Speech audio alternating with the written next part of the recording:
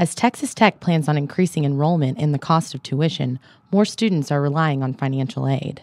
Last March, the Board of Regents announced a possible 5.9% cap increase in tuition and fees. But Tech students will have to wait to find out the actual dollar amount until the Board of Regents meets in May.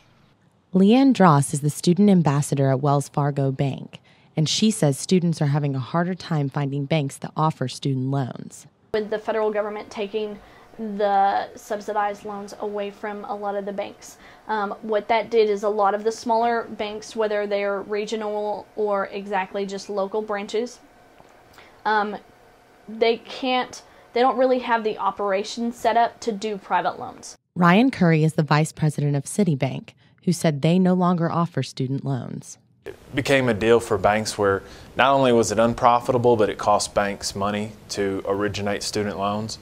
And we were doing it all the while for customer convenience and more of a service to our customers and their kids. And so it just became something that didn't make financial sense to continue to do. Drouse says the tuition increase is causing students to miss out on potential federal loan money.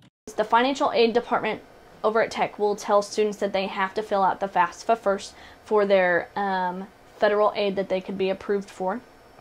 The problem is those rates that they approve students at don't change along with the rate increase of tuition. Irma Mooney is a financial aid advisor at Texas Tech who said she thinks this year there will be a decrease in the number of incoming freshmen. I do feel that more students will still have to apply for financial aid, definitely.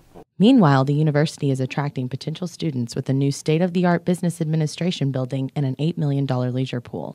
Because of the minimal federal funding, students are being forced to drop out of school, Drouse said. A lot of it has to do with students are not being educated that there are other options out there. And I know this for a fact.